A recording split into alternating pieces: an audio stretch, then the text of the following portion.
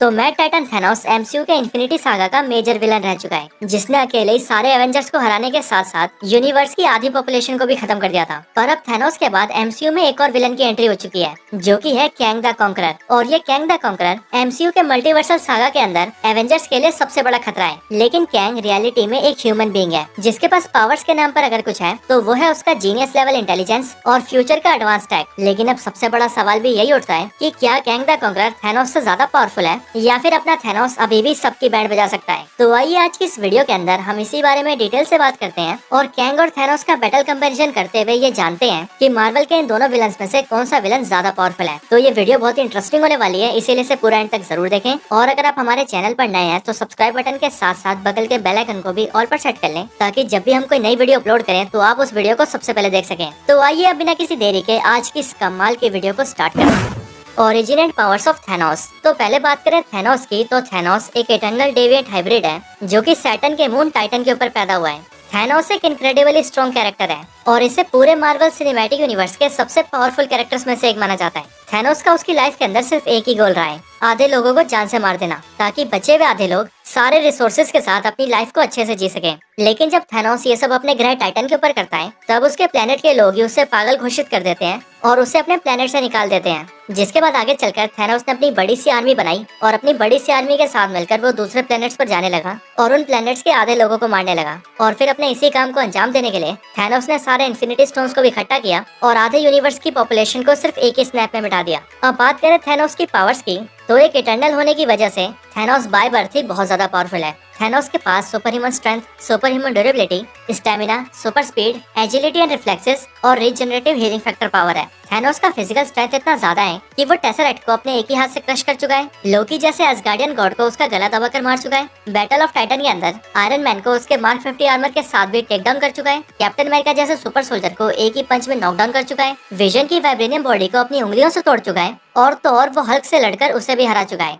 Thanos literally एक power house है, जिसके अंदर इतनी पावर्स हैं कि वो एक ही साथ एवेंजर्स की ट्रिनिटी को भी हरा चुका है। थैनोस की ब्रूटैलिटी की बात करें तो थैनोस बहुत ही ज्यादा ब्रूटल है, क्योंकि जब थैनोस को पावर स्टोन चाहिए था तब उसने पावर स्टोन को पाने के लिए एंटायर नोवा कॉर्प्स को मार दिया और पूरे जेंडार प्लेनेट को भी डिस्ट्रॉय कर दिया। और इसके भी ऊपर मार्वल कॉमिक्स के अंदर थैनोस इतना ज्यादा ब्रूटल है कि जब उसकी फैमिली उसके आड़े आने लगे तब उसने बिना कुछ सोचे समझे ही अपनी मदर, अपने फादर और यहाँ तक कि अपने बेटे को भी जान से मार दिया था। और इसीलिए ब्रूटैलिटी के मामले में भी थैनोस बहुत ज्यादा आगे है। थैनोस की ड्यूरेबिलिटी भी इतनी ज्यादा है कि वो 6 इन्फिनिटी स्टोन्स की पावर्स को एक साथ होल्ड कर सकता है, क्योंकि ये तो हम सभी जानते हैं कि इन्फिनिटी स्टोन्स को उनके रॉ फॉर्म में यूज कर पाना या फिर उन्हें होल्ड कर पाना बहुत ज्यादा मुश्किल है। और इन स्टोन्स में से सिर्फ एक पावर स्टोन इतना ज्यादा पावरफुल है कि अगर कोई उसे छू भी ले तो वो उसकी जान भी ले सकता है। यहाँ तक कि guardians of the Galaxy volume 2 movie के अंदर भी स्टार-लॉर्ड पावर स्टोन को छूने के बाद सिर्फ इसीलिए जिंदा बच पाया था क्योंकि वो हाफ ह्यूमन के साथ साथ हाफ सेलेस्टियल भी है। थैनोस की हीलिंग पावर्स भी इतनी सुपीरियर है कि वो मेजर से मेजर इंजरी को भी बहुत ही जल्दी हील कर सकता है। और सिर्फ इतना ही नहीं, बल्कि इन्फिनिटी वॉर मूवी के अंदर जब थॉर अपने स्टॉर्म ब्रेकर से थैनोस के ऊपर हमला करता है, तब थैनोस न सिर्फ उस अटैक से सर्वाइव करता है बल्कि आगे चलकर उस अटैक से होने वाली इंजरी से खुद को हील भी कर लेता है। तो यही सारी मैट टाइटन थैनोस की पावर्स हैं। अब थैनोस की पावर्स को जानने के बाद आइए बात करते हैं कैंग की पावर्स की।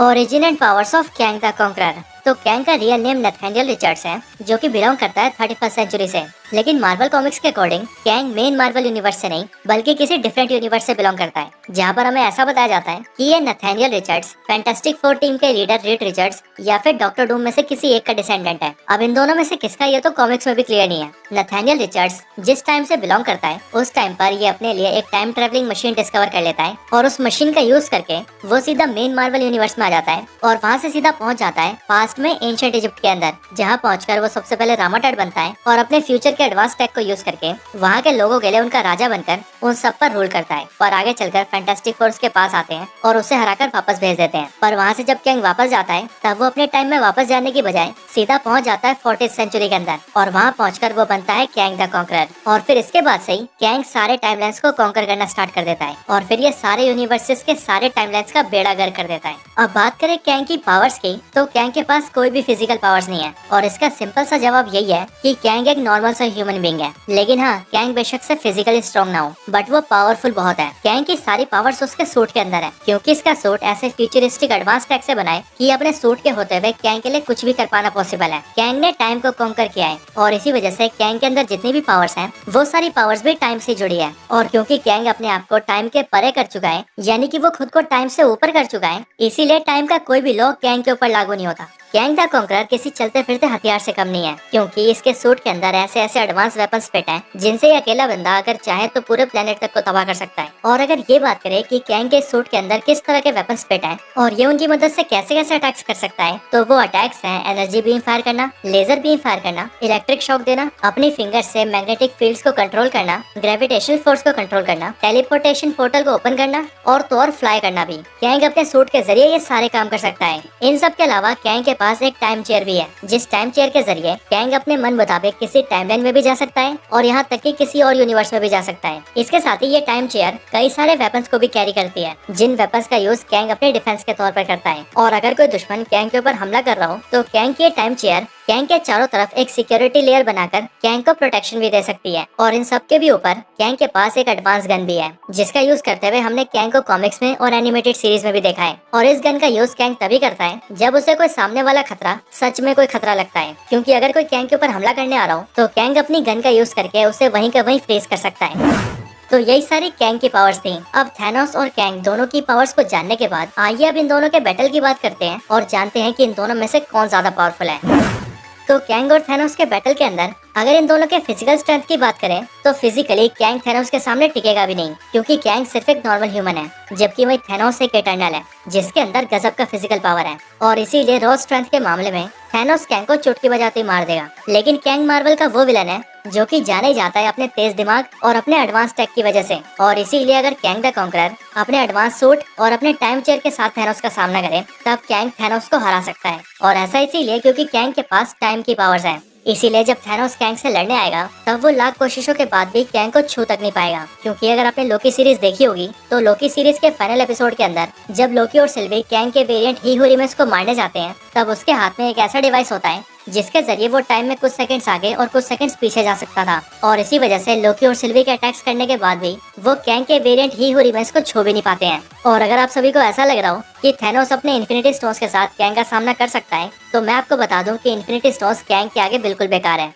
और ये बात भी हमें लोकी सीरीज के अंदर ही पता लगी थी, जहाँ पर हमने साफ देखा था कि कैंग के बनाए हुए टाइम वेरिएंस अथॉरिटी के अंदर यूनिवर्स के सबसे पावरफुल चीजें यानी कि इन्फिनिटी स्टोन्स किसी पेपर वेट से ज्यादा और कुछ भी नहीं थे। इसके अलावा अगर थैनोस ऐसा सोचे कि वो टाइम स्टोन का यूज करते हुए टाइम में आगे या पीछे जाकर कैंग को मार सकता है, या फिर स्पेशली कैंग के पैदा होते हुए उसे खत्म कर सकता है, तो थैनोस ये भी नहीं कर पाएगा, क्योंकि टाइम स्टोन की अपनी एक लिमिटेशन है। और वो लिमिटेशन ये है कि टाइम स्टोन का यूजर उसका यूज करके टाइम में ट्रेवल नहीं कर सकता। वो अगर कुछ कर सकता है तो वो ये है कि वो किसी पर्टिकुलर ऑब्जेक्ट या फिर किसी पर्टिकुलर एरिया के अंदर टाइम को रिवाइंड, फास्ट फॉरवर्ड या फिर स्टॉप कर सकता है, या फिर वो एक टाइम लूप को क्रिएट करके किसी को टाइम लूप के अंदर फंसा सकता है। पर कैंग इन सब के परे है और वो टाइम में कहीं भी जा सकता है। इसीलिए अगर कैंग ऐसा चाहे कि वो टाइम में पीछे जाकर थैनोस के पैदा होते उसे मार देगा, तब वो ऐसा भी कर सकता है। और अगर आप ऐसा सोच रहे हो कि कैंग के इंटेंशंस इतने बुरे नहीं हो सकते, तो मैं आपको बता दूं कि मार्वल कॉमिक्स के अंदर कैंग इस तरह की चीजें कर भी चुका है, जहाँ पर जब एवेंजर्स उसके लिए खतरा बन रहे थे, तब वो टाइम में पीछे जाकर एवेंजर्स के पेरेंट्स को मारने की कोशिश करता है, ताकि एवेंजर्स कभी पैदा ही ना हो पाए।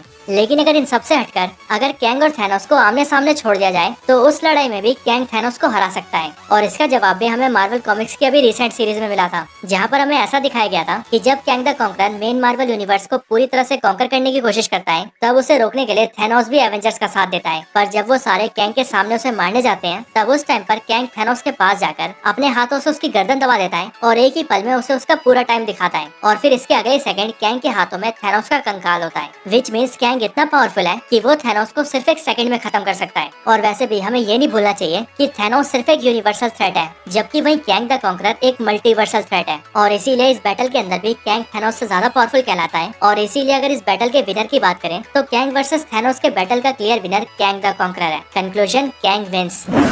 तो यही कैंग वर्सेस थैनोस के बैटल कंपैरिजन के ऊपर एक वीडियो थी। आपको ये वीडियो कैसी लगी मुझे कमेंट्स में जरूर बताएं, और अगर आपका कोई और रिकमेंडेशन हो तो वो भी जरूर बताएं। इसके